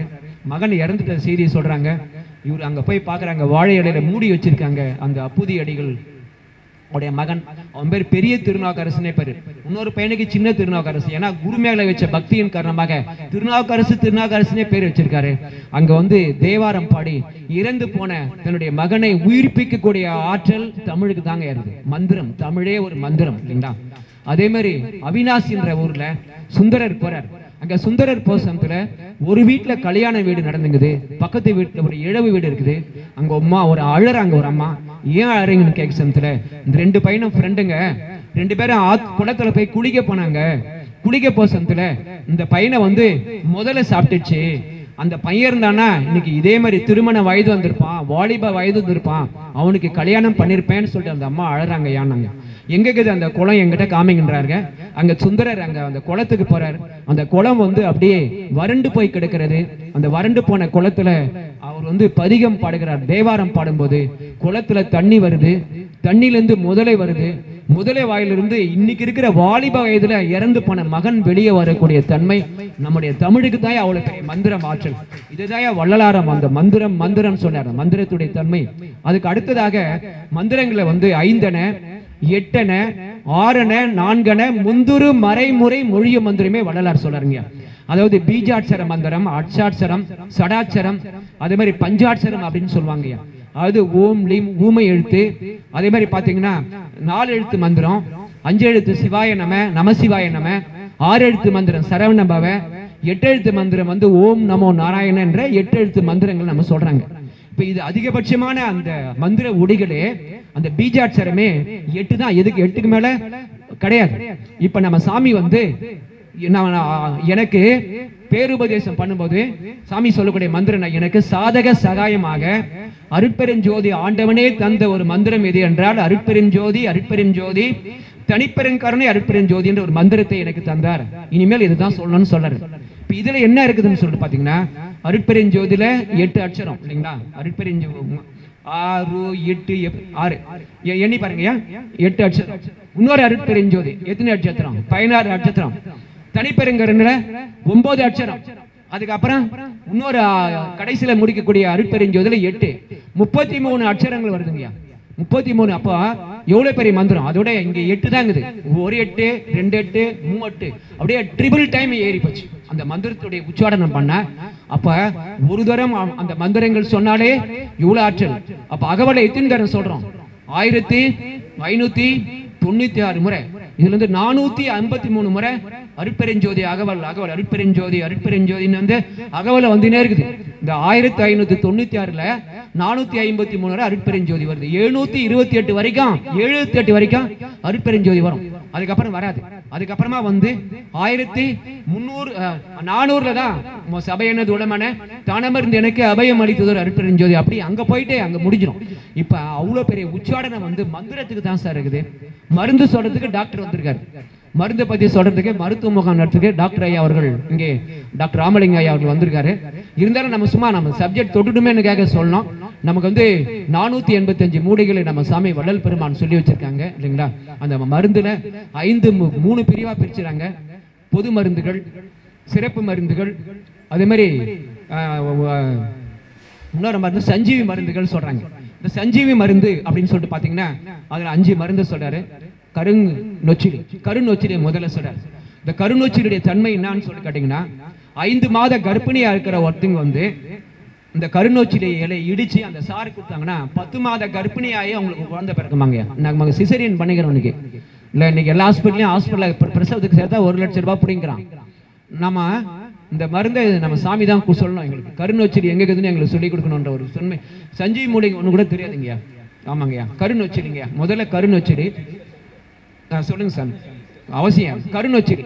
ரெண்டாவது பார்த்தீங்கன்னா ஐயா, எனக்கு சொல்ல தெரியுமே கண்டி நான் அந்த சஞ்சீவி மூலிகளை நான் பார்க்கல. அது உண்மையை சொன்னேன். ஏன்னா அது ஊடகங்கள் இங்கே பதிவு பண்ணினுங்கிறாங்க, அந்த தொலைக்காட்சி உலகமெங்கும் இதை கேட்டுங்கிறாங்க, நேரடி ஒளிபரப்பாகி கொண்டிருக்கிறது. அதனால இந்த ஒரு செய்தி. ரெண்டாவது வந்து கருங்காந்தல் ஒரு இலை இருக்குங்கய்யா. நான் செங்காந்தல் இலையை பார்த்துக்கிறேங்கய்யா. கிராமங்களில் நீர்நிலைகளில் அப்படியே அவ்வளோ கவர்ச்சியாக இருக்கும். அந்த பூ அப்படியே சிவப்பு கலராக இருக்கும். அந்த பூவை பிளாஸ்டிக் பூ மாதிரியா இருக்கும். செங்காந்தல் இது. ஆனால் கருங்காந்தல் நான் பார்க்கல. அந்த கருங்காந்தல் இலைக்கு என்ன தன்மைனா, ஒரு செத்துப்போன கிளிய, அந்த செத்துப்போன கிளியுடைய அந்த காதுல அந்த கருங்காந்தல் இலையை கசக்கி அந்த இலையை விட்டோம்னா 2.5 மணி நேரத்துக்குள்ள செத்துப்போன கிளி பழிச்சிடுன்றார் வள்ளலார். மருந்துக்கு தன்மை பாருங்க இல்ல, இது ஒரு தன்மை. அதுக்கப்புறம் தீப்பூட பத்தி சொல்றாரு. இந்த தீப்பூடு என்னன்னா, இறந்து போன மனுஷனோ இறந்து போன பறவைகளோ எதுலயே இருந்தாலும் இறந்து போன அந்த காதுல, வலது காதுல 1 மணி நேரம் அந்த தீப்பூடு இலையை கசக்கி இறந்து போனவன் காதலை விட்டா இறந்து போனவன் பிரேதம் எழுந்திருக்கும் ஒரு தன்மையை நமக்கு வள்ளலார் சொல்றாருங்க. அதே மாதிரி முத்துப்பூட சொல்றாருங்க. முத்துப்பூடு குக்குடம் முட்டையில வச்சு 1 மணி நேரம் வச்சா முட்டை பொரிஞ்சிருந்தாரு. முதல்ல சொன்னது நெல்லி, அதாவது கருநொச்சிரி தன்மை 5 மாத கர்ப்பிணி 10 மாத கர்ப்பிணி ஆகக்கூடிய தன்மை சொன்னாரு. இங்க முத்துப்பூடுக்கு சொல்லக்கூடிய தன்மை என்னன்னா, தீப்பூடுக்கு ஒரு முட்டையில போயிட்டு 1 மணி நேரம் அந்த இலைச்சாரை வச்சா அந்த இலை குஞ்சு பொரிஞ்சிடுற ஒரு தன்மையை நமக்கு வள்ளல் பெருமான் தான் சொல்றாங்க. அப்போ முட்டைவாய் பையனும் முழு உயிர் திரள்களை வட்டமே காத்தல் அருட்பெரும் ஜோதி. 4 வகைகள் தான் சார் இந்த உடம்புல. அகவலை சொல்ற 4 வகைகள் தான் இந்த உடம்பு யோனி இல்லைங்களா. பாரிடை வேர்வையில், பையிடை முட்டையில், ஓரிரமைக்கு இருக்கு. பார்ல மண்ணு மூலியமா, முட்டை மூலியமா, பை மூலியமா, அதுக்கப்புறமா வேர்வையில. இந்த 4 வகைகள் தான் ஒவ்வொரு உடம்பு வருது. பார்ல உயிருக்கு வருது. பார்லனா மண்ணு மூலியமா, மண்ணுல எது வருது, மரம் செடி கொடிகள் எல்லாம் தாவரங்கள் எல்லாம் மண்ணுல வருது. வேர்வை மூலியமா பேன் உண்ணிலாம் வேர்வை மூலியமா வருது. அதுக்கு அடுத்து பை ஆடுங்களுக்கும் மாடுங்களுக்கும் எல்லாமே, மனுஷனுக்கு எல்லாமே கருப்பை தான். அது பைன்னு சொல்றாரு. முட்டை பறவை இனம், ஊர்வன, பரப்பனை எல்லாத்துக்கும், பாம்புக்கு வந்தாலும் முட்டை தான் போடுது, ஆமா முட்டை தான் போடுது, பறவைகள் எல்லாம் போடுது. அதனால முட்டை இந்த 4 வகைகள் தான். இதெல்லாம் எப்படி இருக்கும் அப்படின்னு பாத்தீங்கன்னா, ஊர்வன, பரப்பனை, உருவன, நடப்பன, இந்த 4 நிலை தான் இருக்கும். இதுக்கு எல்லாமே 4 வகை காப்பு தான். 4 வகை என்னன்னு கேட்டீங்கன்னா, ஓடு, ரோமம், கொம்பு, தோல், இந்த 4 வகை காப்பு. 4 வயிறு துரிசும் நன்னுயிர் ஆதியர் ஆடர் அடக்கணும். இந்த 4 வயிறு காப்புன்றார். 4 வயிறு காப்புன்னா இந்த 4 வயிறு காப்பு தான் ஒவ்வொன்றுக்கும் பாதுகாப்பு கொடுக்குறாரு. ஒரு ஆமைக்கிடையே ஓடு கொடுத்துறாரு, நத்தைக்கே ஓடு கொடுத்துறாரு. எதுனா வந்துச்சுன்னா ஆமை அப்படியே உள்ள 5 உள்ளே அடைக்கணும், உள்ள போய் உட்காந்துக்கணும். அது ஒன்றும் பண்ணாது, போய் தாண்டி போயிடும். நத்தையும் அதே மாதிரி தொட்டாலே சுருங்கி போயிடும், அது போயிடுச்சு. மாடுங்களுக்கு கொம்பு கொடுத்துருக்காரு, மானுக்கு கொம்பு கொடுத்துருக்காரு இல்லைங்களா. அதே மாதிரி காண்டாமிருகத்துக்கு தோல் கொடுத்துருக்காரு. மனுஷனுக்கு அது ரோமம் அப்படியே முடித்தன்மையால் அதை பாதுகாத்துக்கணும் அப்படியே ஃபுல்லா. ஆனால் மனுஷனுக்கு தோல் மூலியமா உள்ள இருக்கிற உறுப்புகளை பாதுகாக்கிறதுக்கு நமக்கு இந்த தன்மையை நமக்கு இந்த அகவலை நம்ம சொல்ற 4 வயிறு படைப்பும் 4 வயிறு காப்பும் ஆளரடக்கும் அருட்பெருஞ்சோதின்னு சொல்லிட்டு நமக்கு 4 வயிறு இதுன்னு சொல்றாருங்கய்யா. இந்த 2 தான் இருக்காங்க. அசைவலை, அசைவுல. அசையும் அசையாது 2 தான். ஒண்ணு அசையும் அசையாது. தாவரங்க, கல்லு, பாறைங்கள்லாம் அப்படியே கிடக்கும், நிற்கும், நாம அசைவோம். இதையும் சாமி நமக்கு இதையும் நம்ம சொல்லிருக்காரையா. அதே மாதிரி 3 வகை சித்தி தாங்கய்யா. எல்லாமே இந்த இவ்வளோ பெரிய தியானம், மருந்து, மணி எல்லாமே 3 வகை சித்திக்குள்ளதான் எல்லாமே அடங்குச்சு. கரும சித்தி, யோக சித்தி, ஞான சித்தி. கரும சித்தர் யாரு அப்படின்னு பாத்தீங்கன்னா, முத்தி சித்தின்னு அதுல 2ஆ பிரிக்கிறாரு. முத்தினா யாரு, சித்தினா யாரு? முத்தி என்பது 300 சாதனம், சித்தி என்பது நிலை சேர்ந்த அனுபவம். அன்னைக்கு கூட நான் ஒரு இடத்துல நான் சொல்லும்போது சொன்னேன், ஒரு பிரதமர் வராருன்னா முதல்ல என்ன பண்ணாங்க, 2 பக்கமும் ரோட்ல பிரதமரை பார்க்கறதுக்கு பேரிகார்டு கட்டி வச்சிருப்பாங்க. 2 பக்கமும் ஜனங்க ரொம்ப ஆர்வமா பார்க்கறதுக்கு ரோட்ல நின்றுப்பாங்க, முண்டி அடிச்சுட்டு வருவாங்க. இந்த தெருவழியா பிரதமர் வரப்போறார். அப்ப ஃபர்ஸ்ட் அவர் பிரதமர் வர்றதுக்கு முன்ன ஒரு அறிவிப்பு என்னன்னு கேட்டீங்கன்னா, அந்த பைலட் சைரன் வரும். அதுதான் முத்தி சார். அது ஒரு அனுபவ நிலை. ஃபர்ஸ்ட் முத்தி என்பது 300 சாதனம். பைலட் வந்துட்டார், அது மாதிரி நிலை தான் இந்த உடம்புக்கு முத்தி நிலை. சித்தி என்பதுன்னா அடுத்து பைலட் வந்த பிறகு அந்த ஃபுல்லா அந்த போலீஸ் எல்லாமே போயிட்ட பிறகு என்ன பண்ணுவாங்க, பிரதமருடைய வண்டியை அங்கே உள்ள வந்துடும். அதுதான் சித்தின்றதான் வள்ளலார் சொல்ற முத்தி என்பது நிலை 300 சாதனம் அத்தகைய அருட்பெருஞ்சோதி. அப்ப மூவகை சித்தி, மூவகை சித்தியின் முடிவுகள் முழுவதும் ஆவகை காத்துள்ள அருட்பெருஞ்சோதி. கர்ம சித்தி, யோக சித்தி, ஞான சித்தி. கர்ம சித்தனுக்கு என்ன இலக்கணம்?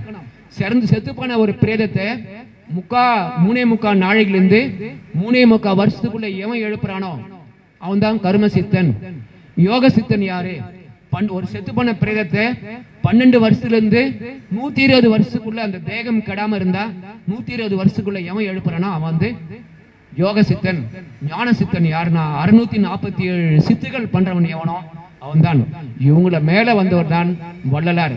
அவருடைய சித்து வந்து ஞான சித்தர். அவர் இந்த ஞான சித்தர் வந்து காட்டுல போவானா, பெருசிய அளவுக்கு கஷாயம் போட்டுக்குவானா, வெள்ளாடை கொடுத்துக்கோ, வீட்லயே இரு, இல்லறத்திலே இல்லறம் நடத்திக்கோ, உன்னை நம்பி வந்துக்கிற கணவன் மனைவி அவங்க தான் உங்களுக்கு ஜீவகாரணியம் பண்ணு, அவங்கள விட்டுட்டு போய் வெளியே போய் நீயே பசியாக வந்துட்டு ஊர்ல குருனுக்கு போய் நான் சோறு போறேன்னு நினைச்சா அது வந்து கடவுள் ஏத்துக்க மாட்டாரு. பைபிள்ல ஒரு வார்த்தைக்கு சொன்னாங்கன்னா, பலிபீடத்திற்கு முன்பாக நீ எனக்கு காணிக்கை வைப்பதற்கு முன்பாக உன் சகோதரனுடைய நீ வந்து பகையா இருந்தா அவங்க கூட வந்து ஒப்புரவாயிட்டு நீ காணிக்கை வை, அப்பதான் ஏத்துக்கொண்டாரு. அதே மாதிரி நம்ம வீட்டுல இருக்கிறவங்களுக்கு பசியா கட்டுறாங்க, அவங்கள விட்டுட்டு நம்ம போய் அன்னதானம் பண்றேன்னு சொல்லிட்டு போய் பண்ணனா வந்து கடவுள் அதை ஏத்துக்க மாட்டாரு. அதை பண்ணல. முதல்ல வந்து சுயநலம், உன் உடம்புக்கு நீ பண்ணிக்க, அதுக்கப்புறம் பொதுநலமா வந்து எல்லாருக்கும் நீ பண்ணவா. அப்படிதான் நமக்கு வள்ளலாரே நமக்கு ஜீவகாரணத்தை சொல்கிறார். அப்படி நமக்கு சாமி வந்து முழுக்க முழுக்க இந்த தேகம் வளர்க்கறதுக்காக, தேகம் நீடிக்கிறதுக்காக நமக்கு இந்த கரிசாலையும் தூதுவளையும் முசுமுசுக்கையும் நம்ம சொல்றாங்க. இது இல்லாத வந்து 11 விதமான இதெல்லாம் கிடைக்கலனா அது தினசரி காலை நமக்கு எடுத்துக்கொண்டிய ஒரு தேகத்தை வளர்க்கறதுக்கான ஒரு தன்மையை நமக்கு சொல்றாங்க. கரிசாலை, தூதுவளை, முசுமுசுக்கை, வல்லாரை, புளியாரை, அதே மாதிரி நன்னாரி, கடுக்காய், வில்வம், இது எதுவுமே கிடைக்கலனா குறைஞ்சபட்சம் மிளகுனா எடுத்துக்கின்றாங்க. மிளகு தண்ணினாலும் போட்டு குடிக்கின்றாங்க. பாருங்க எவ்வளவு இறங்கி வராரு பாருங்களேன். எல்லாருக்கும் கரிசாலை கிடைக்காது, வெள்ளை கரிசலாங்கண்ணி கிடைக்காது, மஞ்சள் கரிசலாங்கண்ணி கிடைக்காது, தூதுவளை கிடைக்காது, வல்லாரை கிடைக்காது, புளியாரை கிடைக்காது, பொன்னாங்கண்ணி கிடைக்காது, வில்வம் கிடைக்காது, நன்னாரி கூட கிடைக்காது. அருகம்புல் சொல்றாரு, அருகம்புல்லை பயன்படுத்த சொல்றாரு. இது எதுவுமே கிடைக்கலனா குறைஞ்சபட்சம் கடுக்காய் சொல்றாரு. கடுக்காய் எல்லா இடத்துலையும் கடுக்காய் கிடைக்கும். ஏன்னா வள்ளலாரே அகவலை நமக்கு தலைப்பு அகவல் தான். இந்த அகவல் வந்து கடுக்காய் மயில எழுதி இன்னைக்கு 158 ஆண்டுகளுக்கு முன்னா 152 ஆண்டுகளுக்கு முன்ன எழுதப்பட்ட அந்த அகவல் இன்னைக்கு வரைக்கும் தர்மசாலை பின்னாடி ஒரு கண்ணாடி பழையில மூலங்கள் அப்படியே மூலப்படி அப்படியே வச்சிருக்காங்க. இன்னைக்கு எழுதின மாதிரி ஃப்ரெஷ்ஷாவே அந்த இதற்கு ஏன்னு கேட்டீங்கன்னா, உங்களுக்கு கிராமங்களை பார்த்துருப்பீங்க, அந்த சலவை செய்கிற தொழிலாளர்கள் வந்து இந்த துணிக்கு வந்து மார்க் பண்ணுவாங்க, அடையாளத்துக்கு குறி போடுவாங்க, பிளஸ் குறி, இன்ட்டு குறி, அப்படின்னு வகுத்தல் குறி. அவங்க என்ன குறி தரும், இவங்க ஒரு குடும்பம், இந்த குடும்பம் இந்த வீட்டுக்காரதே இந்த துணின்னு அப்படியே அவங்க அடையாளம் வச்சுப்பாங்க. ஒரு பேப்பர்ல அந்த மார்க் பண்ணி வச்சுப்பாங்க. அப்படியே அதை போய் வெள்ளாவி வைப்பாங்க, துணியை அப்படியே ஓர்மன்ல போட்டு அடிப்பாங்க, கல்ல அடிப்பாங்க, கஞ்சில போட்டு வேக வைப்பாங்க. ஆனா அந்த அந்த அந்த மார்க் அடையே கிடையாது. கடுக்காய்க்குடைய தன்மை அவ்வளவு பெரிய ஆற்றல். கடுக்காய் சாப்பிட்டால் மிடுக்காய் வாழலாம். தாய் கொடுக்காததை கடுக்காய் கொடுக்குதுன்னு சொல்லிட்டு கடுக்காய்க்கு அவ்வளவு சொல்றாங்கய்யா. ஏன்னா நம்ம உடம்புல அதாவது இன்லெட் எவ்வளவு முக்கியமா அவுட்லெட் ரொம்ப முக்கியம். அதாவது ஒரு வீட்டுல உணவு எவ்வளவு முக்கியமா அதுக்கு ஈக்குவலா வந்து கழிவு வெளியே வரணும். நோய் ஏன் வருது? எல்லா கழிவுகளுடைய உற்பத்தி தங்கி தங்கி தங்கி தான் அது குடலை கழுவி உடலை வளர்க்க சொல்றாங்க. அப்ப எது பண்றாங்க? 6 மாசத்துக்கு ஒரு தரம் பேதி வாங்கிக்கணுன்றாங்க, 3 மாசத்துக்கு ஒரு தரம் வாந்தி வாங்கிக்கணுன்றாங்க. அது மாதிரி 4 தினம் ஒருத்தருக்கு மை இடு சொல்றாரு, அத்தியில பண்ணக்கூடிய மை எடு சொல்றாரு. 4 தினத்துக்கு ஒரு தரம் நல்ல எண்ணெயில காய்ச்சி எண்ணெய் குடிக்க சொல்றாரு. எத்தனை பேர் குடிக்கிறோம்? எது கரிசாலை போட்டு அதுல கொதிக்க வச்சு குடிங்க. கரிசாலை கிடைக்குன்னா குறைஞ்சபட்சம் காய்ச்சினாலும் எண்ணெய் போட்டு குடிங்க. இந்தியா போன்ற வெப்ப நாடுகள்ல வந்து நமக்கு உடம்பு வந்து உஷ்ணம் ஏறிடும். அதனால நல்லெண்ணெயை வந்து குடியல் வைத்தியனுக்கு கொடுக்கறத வாணியனுக்கு கொடுங்க நம்ம சொல்லி தான் வச்சிருக்காங்க. நம்ம யாரும் இந்த குளியல் பண்ற வேலையை நம்ம பண்றதே கிடையாது. ரொம்ப எளிமையா நமக்கு வந்து எல்லாமே நமக்கு சொல்லியிருக்காங்கய்யா. அதனால நம்ம கடைபிடிச்சா மட்டும்தான் பண்ண முடியும். இந்த சன்மார்க்கமே வந்து சொல்றது கிடையாது, சொல்வது யாருக்கும் எளிய அறியவாம், செயல் மட்டும் பண்ணா மட்டும் அது நடக்கும். பண்ணலனா நம்ம சொல்லிட்டு போனா நல்லா பேசுறேன் கை தட்டிட்டு நாம எல்லாம் வாங்கி போயிடலாம். ஆனா குறைஞ்சபட்சம் கடைபிடிச்சா மட்டும்தான் சார் நடக்கும். அதுல கடைபிடிக்கக்கூடிய தன்மை தான் நமக்கு சன்மார்க்கத்தை சொல்லியிருக்காங்க. இந்த அகவலே வந்து முழுமையா வந்து இந்த உடம்பு வரும் வகையறியீர், உடல் வகையை அறியீர், உடல் பருக்க நின்று நிதம் உறங்குதற்கே அறியீர், மடம் புகுந்த பேய் மனத்தாலே மயங்குகின்றேன், மனத்தை வசப்படுத்தும் வழித்துறை கற்றறியேன். இல்லைங்களா, அந்த வழித்துறை தான் சார் இவ்வளவு ஸ்டேஜ். இந்த ப்ரொசீஜர், அந்த சிஸ்டம்னா அகவல்ல நமக்கு இந்த அழியக்கூடிய உடம்பை அழியாம மாத்துறதுக்கான சொல்லப்பட்ட ஒரு தன்மை தான் அந்த நெருப்பு. இந்த நெருப்பு வந்து சூரிய கலையம், சந்திர கலையம், அக்னி கலையம் மாத்துறதுக்கான ஒரு தன்மையை தான் முழுக்க நமக்கு அந்த தத்துவங்களை வென்றால் மட்டும்தான் நமக்கு நித்திய தேகம் அடைய முடியுன்ற ஒரு தன்மையை வந்து நமக்கு சாமி சொல்லி வச்சிருக்காங்க. அதுக்கான ஒரு வழிமுறைகள் தான் முழுக்க அகவலில் சொல்லப்படுறது. இந்த அகவலை நம்ம முழுமையா பண்ணாலே நிறைய தகவலை நமக்கு அகவலை சொல்லி வச்சிருக்காங்க. இந்த அகவல் முழுமையா நம்ம பண்ணாலே நமக்கு தேகம் நீடிக்கும். குறைஞ்சபட்சம் இல்லைங்களா என்ன பண்ணுவாங்க, இந்த தேகம் வந்து ஒரு 100 வருஷம் வாழணும்னா அதுல ஒரு 80 வருஷம் வாழ்ந்தா கூட நமக்கு ஆரோக்கியமா வாழலாம் இல்லைங்களா, நோய் இல்லாம, மற்றவங்களுக்கு தொந்தரவு கொடுக்காம, பிரச்சனை இல்லாம. இந்த சொல்லப்பட்ட சின்ன ஒரு எளிமையான கடைபிடிக்கக்கூடிய இந்த செய்திகளை நம்ம கடைபிடிச்சாலே 100 ஆண்டுகள் அந்த நோயற்ற வாழலான்ற ஒரு செய்தியை சொல்லி வள்ளலார் சொன்ன அந்த இந்த மாதம் அடுத்த வாரம் வந்து சின்னம்மையார் இல்லத்துல வந்து சிறப்பான ஒரு பெரிய சன்மார்க்க சுடரொளி விருதெல்லாம் கொடுத்துருக்குறாங்க. அதுல நம்ம மாவட்டத்துல, சென்னை மாவட்டத்துல பொருளாளருக்கு அந்த விருது கிடைக்குதுன்ற ஒரு நல்ல செய்தியை நம்ம பண்றோம். அது மாதிரி செயலாளருக்கும் கிடைக்குது, துணைத் தலைவர் ஐயா அவர்களுக்கும் கிடைக்குது, வண்ணாரப்பேட்டை அவங்களுக்கு சம்பத் ஐயா அவங்களுக்கு அந்த அது பண்றாங்க. அது மாதிரி 6 மாவட்டங்களை, சென்னை மாவட்டம் தவறாம செங்கல்பட்டு மாவட்டத்துக்கும், காஞ்சிபுரம் மாவட்டம், கடலூர் மாவட்டம் அங்கெல்லாம் படிச்சேன் நான் நேற்று அந்த செய்தியை. அதனால ஒரு நல்ல ஒரு சிறப்பான ஒரு பணி அடுத்த மாசம் நடக்கிறது அங்க சின்னம்மையாருடைய சின்ன காவணத்துடைய அந்த நிகழ்ச்சிக்கும் எல்லாரும் இன்னைக்கு எப்படி வந்தீங்களோ அதே மாதிரி கலந்துக்கணும். அதே மாதிரி எனக்கு ஒரு நல்ல ஒரு வாய்ப்பை தந்த நமது சன்மார்க்க சென்னை மாவட்டத்துடைய தலைவர் ஐயா அவர்களுக்கும், பொதுச் செயலாளர் ஐயா அவர்களுக்கும், பொருளாளர் ஐயா அவர்களுக்கும், நம்ம எப்பயுமே வந்து எங்க மாவட்டத்தை சேர்ந்த தகவல் தொழில்நுட்ப தலைவர் அவர்கள் சரவணகுமார் ஐயா அவங்க வந்துடுறாங்க. அவங்க தான் செங்கல்பட்டு மாவட்டத்துடைய ஐயா அவர்கள். எங்களுக்கு அந்த ஆர்வங்கதே இல்லையோ, எங்க கூட்டம் இருந்தாலும் குறைஞ்சபட்சம் நம்ம ஒரு ஆள் கணக்குனா போனோம், ஒரு மினிமம் ஒரு 5 பேர்னா ஐயா வந்து கூட்டு வந்துருவாரு. இன்னைக்கு அதே மாதிரி எங்க கூட ராஜன் ஐயாவையும், ரவிகுல ராமன் ஐயாவையும், ஐயா வந்து அதே மாதிரி நம்ம ஐயா எங்களுடைய பாரதிபுரம் ஐயா வந்திருக்காரு, அம்மா வந்திருக்காங்க, வரலட்சுமி அம்மா அவர்கள். எங்க செங்கல்பட்டு தான் இவங்க எல்லாருமே அப்படி நம்ம சொல்லிக்கலாம். எல்லா மாவட்டத்திலும் இருப்பாங்க, அது வேற. எங்க ஐயா அவர்கள் டாக்டர் ஐயா அவங்க மறைமலை நகர். நாளைக்கு ஒரு நிகழ்ச்சி இருக்குது ஐயா அவங்க வீட்டில், ஒரு நிச்சயதார்த்த நிகழ்ச்சி ஐயா தான் ஏற்பாடு பண்ணிக்கிறாங்க. அந்த ஒரு நல்ல தகவலை சொல்லி எங்களுடைய பொன்மன செம்மல் இல்லைங்களா ஐயா விஸ்வநாதன் ஐயா அவர்கள், அவரையும் இந்த நாளில் வணங்குகிறோம். அதே மாதிரி நம்ம அம்மா மீனாட்சி அம்மா அவர்கள், நம்ம செங்குட்டன் ஐயா அவர்கள், ஞானோதயம் ஐயா அவர்கள் இல்லைங்களா, ஏழுமலை அவங்க நேத்தான் பார்த்தோம், பாலாஜி சார் வந்திருக்காங்க. ஐயா சொல்லவே வேணாம், அகவலுக்காக தன்னை அர்ப்பணித்து கொண்ட ஒரு அகவல் ஐயா கலைவாணி அம்மா. அதே மாதிரி நம்ம ஐயா தொலைக்காட்சி அம்மா அருள் ஜோதி ஐயா அவங்க. அப்புறம் வேற யாருன்னா நம்ம இன்னொரு ஐயா இருக்காங்க பின்னாடியே இருக்காங்க, நம்ம வேற யாருன்னா விட்டுட்டுனா சொல்லலாம், நம்ம அரசு வழி ஐயா அவங்களுக்கு சொல்லவே வேணாம். நம்ம 4 சுவருக்குள் நடந்த சன்மார்க்கத்தை அரங்கத்துக்கிலிருந்து வெளியரங்கமா கொண்டாந்தவரே ஐயா தான் அவர்கள். ஏன்னா அப்படிதான் நம்ம வந்து நடத்தணுன்றதுக்காக தான் அன்னைக்கே சதீஷ் அடிகள் கூட ஒவ்வொரு வாரந்தோறும் ஞாயிற்றுக்கிழமை தோறும் திருவெற்றியூர் பகுதியிலிருந்து, சாத்துமா நகர் பகுதியிலிருந்து, டோல்கேட்ல இருந்து மிகப்பெரிய அளவில் வந்து சன்மார்க்கத்தை நிலைப்படுத்தினவர். அதே மாதிரி நம்ம செவ்வாய்க்கிழமை தோறும் நடத்துகின்ற அந்த நமது உலக மையத்துடைய ஐயா அவர்கள், நம்ம சிவபிரகாசம் ஐயா அவர்கள். அவர் தான் இன்னைக்கு ராஜேந்திரன் ஐயாவுடைய ஒடியா முகமா இருக்காரு. ஐயாவுடையும் அவங்க அப்பா ஞானப்பா அவர்கள், அவருடைய வழித்தோன்றல் அவர்கள். ஐயா அவர்கள் இந்த நாளில் வணங்குகிறோம். நம்முடைய ஐயா சித்த வித்யார்த்தி ஐயா அவர்கள் வந்திருக்கு, வருகை தந்திருக்கிறார்கள். ஐயா பேர் தெரிஞ்சுக்கலாமே? ஐயா எந்த சங்கம், எந்த ஊர்ல வந்திருக்காங்க? விருகம்பாக்கத்திலிருந்து வருகை தந்திருக்கின்ற நம்ம ஏற்கனவே நம்ம சிவானந்த பரமஹம்சரை பத்தி நாங்க சொல்லிட்டோம் ஐயா. அடுத்த வாரம் அவருடைய குரு பூஜை, 83வது ஆண்டு குரு பூஜை. அவர் தான் சித்த வித்யார்த்தியுடைய தந்தை. அவருடைய தகவலை சொல்லிட்டோம்.